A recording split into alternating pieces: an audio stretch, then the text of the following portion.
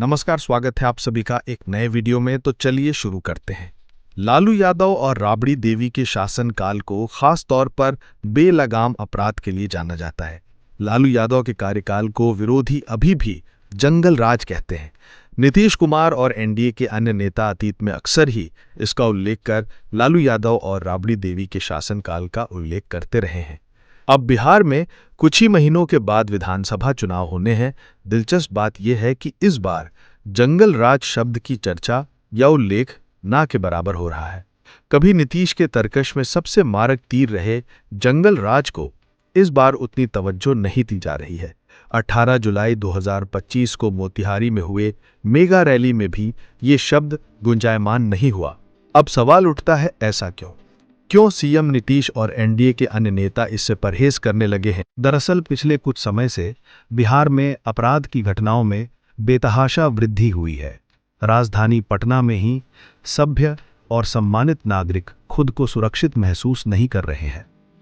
कारोबारी से लेकर गैंगस्टर तक के साथ खुलेआम खून की होली खेली जा रही है। फिर चाहे वो कारोबारी गोपाल खेमका की खौफनाक हत्या हो या रेत कारोबारी या दुकान चलाने वाले व्यवसायी के मर्डर की घटना हो। हद तो तब हो गई जब पटना के सबसे बड़े अस्पतालों में शुमार एक हॉस्पिटल में कुछ अपराधी घुसकर एक गैंगस्टर की हत्या कर चलते बने। न तो अस्पताल के गार्ड कुछ कर सके और न ही पटना पुलिस ही मौके पर इन बदमाशों को पकड़ने में कामयाब रही।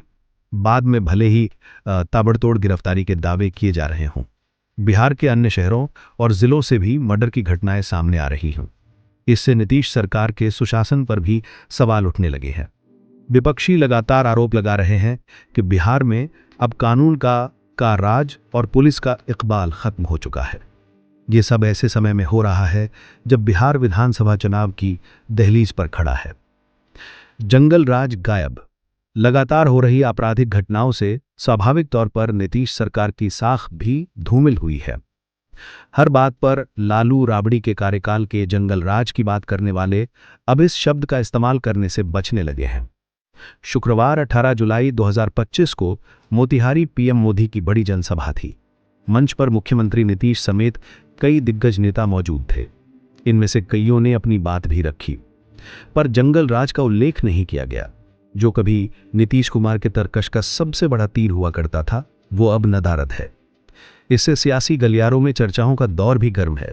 बता दें कि लालू यादव और उनकी पत्नी राबड़ी देवी जब बिहार के मुख्यमंत्री थे, तब प्रदेश में अपराध अपने चरम पर था। आम लोगों को इससे काफी कठिनाइयों का सामना करना पड़ता था।